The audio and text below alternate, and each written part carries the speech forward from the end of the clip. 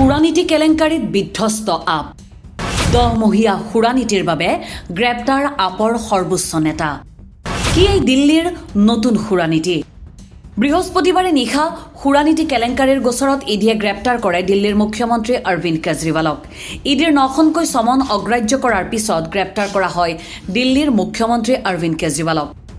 আম আদমি পাৰ্টিৰ আশংকা সঁচা প্ৰমাণিত কৰি ইডিয়ে গ্ৰেপ্তাৰ কৰিলে দিল্লীৰ মুখ্যমন্ত্ৰীজনক দিল্লীৰ সুৰানীতি কেলেংকাৰীৰ গোচৰতে ইতিপূৰ্বে ইডিয়ে গ্ৰেপ্তাৰ কৰিছিল দিল্লীৰ প্ৰাক্তন উপমুখ্যমন্ত্ৰী মনীষ সিসোদিয়া স্বাস্থ্যমন্ত্ৰী সত্যেন্দ্ৰ জৈনকে আদি কৰি কেইবাজনো শীৰ্ষ পৰ্যায়ৰ নেতা মনীষ সিসোদিয়া গ্ৰেপ্তাৰৰ পাছত যি চাৰ্জশ্বীট দাখিল কৰা হৈছিল তাত সাঙুৰ খাইছিল মুখ্যমন্ত্ৰী অৰবিন্দ কেজৰিৱালৰ নামো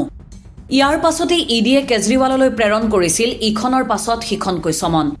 আৰু তাৰ পাছতেই দিল্লী উচ্চ ন্যায়ালয়ে কেজৰিৱালৰ অগ্ৰিম জামিনৰ আবেদন নাকচ কৰাৰ পাছতেই গ্ৰেপ্তাৰ কৰা হয় কেজৰিৱালক দিল্লীৰ মুখ্যমন্ত্ৰীৰ পদত থাকোতেই সুৰানীতিৰ কেলেংকাৰীৰ বাবে গ্ৰেপ্তাৰ বৰণ কৰিবলগীয়া হয় অৰবিন্দ কেজৰিৱাল কিন্তু এতিয়া চৌদিশে উঠিছে প্ৰশ্ন কি এই নতুন সুৰানীতি উল্লেখযোগ্য যে সুৰাৰ পৰাই দিল্লী চৰকাৰে লাভ কৰে ৰাজহৰ এটা মোটা অংক দিল্লীৰ আপ চৰকাৰৰ মতে পুৰণি সুৰানীতিত আছিল কেতবোৰ সুৰুঙা যেনে সুৰাত সংযোজিত হৈ আছিল 25% ভেট যাৰ বাবে দিল্লীত বৃদ্ধি পাইছিল সুৰাৰ কোলা ব্যৱসায় এই সমস্যাৰে মোকাবিলা কৰিবলৈ দিল্লীৰ আপ চৰকাৰে বিচাৰিছিল এক নতুন সুৰানীতি আৰু সেইমতে নতুন সুৰানীতি নিৰ্ধাৰণ কৰিবলৈ 2020 বৰ্ষৰ অক্টোবৰ মাহত প্ৰস্তুত কৰিছিল চূড়ান্ত প্ৰতিবেদন দিল্লী চৰকাৰে এই প্ৰতিবেদন নিৰীক্ষণ কৰিবলৈ সেই সময়ৰ উপমুখ্যমন্ত্ৰী মনীষ সিসোদিয়া ৰাজহ মন্ত্ৰী কৈলাশ গেহলট আৰু স্বাস্থ্য মন্ত্ৰী সত্যেন্দ্ৰ জৈনক লৈ গঠন কৰে এই বিশেষ সমিতি এই সমিতিৰ নিৰীক্ষণৰ অন্তত 2021 বৰ্ষৰ মাৰ্চ মাহত দিল্লী কেবিনেটে গ্ৰহণ কৰে সুৰানীতিক লৈ প্ৰস্তুত কৰা সেই প্ৰতিবেদন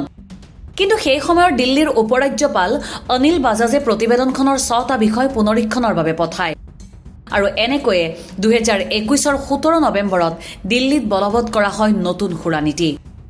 অধিক ৰাজহ সংগ্ৰহে লক্ষ্য আছিল নতুন সুৰানীতিৰ উল্লেখযোগ্য যে নতুন সুৰানীতিৰ পৰা দিল্লী চৰকাৰে 3500 কোটি ৰাজহ সংগ্ৰহ কৰিব বুলি ঘোষণা কৰিছিল সেই সময়ৰ দিল্লীৰ উপমুখ্যমন্ত্ৰী মনীষ সিসোদিয়াই আৰু সেই হিচাপমতে প্ৰস্তুত কৰা হৈছিল নতুন সুৰানীতি নতুন সুৰানীতিৰ অধীনত সুৰা ক্ৰয় কৰিবলৈ প্ৰয়োজনীয় ন্যূনতম বয়স 25 বছৰৰ পৰা 21 বছৰলৈ হ্ৰাস কৰা হৈছিল ফলত বৃদ্ধি পাইছিল সুৰাৰ গ্ৰাহকৰ সংখ্যা ইয়াৰ লগতে সুৰাৰ অনুজ্ঞাপত্ৰৰ মাচুল পূৰ্বৰ 8ৰ পৰা 10 লাখ টকাৰ পৰা 6,50,000ৰ পৰা 7 কোটিলৈ বৃদ্ধি কৰা হৈছিল ইয়াৰ উপৰি অনুজ্ঞাপত্ৰ প্ৰদানৰ বাবে মুকলি নিলামৰ ব্যৱস্থা কৰা হৈছিল আৰু তাৰ ফলতেই প্ৰাৰম্ভিক মূল্যতকৈ বহু গুণে বৃদ্ধি পাইছিল অনুজ্ঞাপত্ৰৰ মাচুল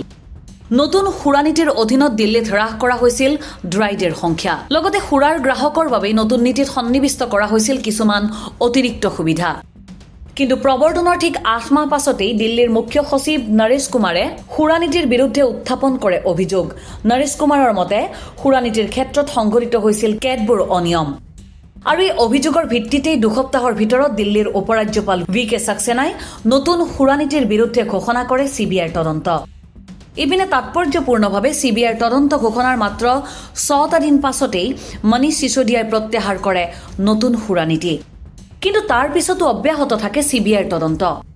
সুৰানীতিৰ লগতে ধন সৰবৰাহৰ অভিযোগো উত্থাপন হোৱাত CBIৰ সমান্তৰালকৈ ইডিয়েও আৰম্ভ কৰে তদন্ত অভিযোগৰ ভিত্তিত ইডিয়ে গ্ৰেপ্তাৰ কৰে এজনৰ পাছত আনজনকৈ আম আদমি পাৰ্টিৰ শীৰ্ষ নেতাক আৰু শেষত বৃহস্পতিবাৰে ইডিয়ে নিজ বাসগৃহৰ পৰা গ্ৰেপ্তাৰ কৰিলে দিল্লীৰ মুখ্যমন্ত্ৰী তথা আম আদমি পাৰ্টিৰ সৰ্বোচ্চ নেতা অৰবিন্দ কেজৰিৱালক এনেকৈয়ে সুৰানীতি কেলেংকাৰীত বিধ্বস্ত হৈ পৰিল আম আদমি পাৰ্টি 10 মহীয়া সুৰানীতিৰ বাবে গ্ৰেপ্তাৰ হ'বলগীয়া হয় আম আদমি পাৰ্টিৰ সৰ্বোচ্চ নেতা অৰবিন্দ কেজৰিৱাল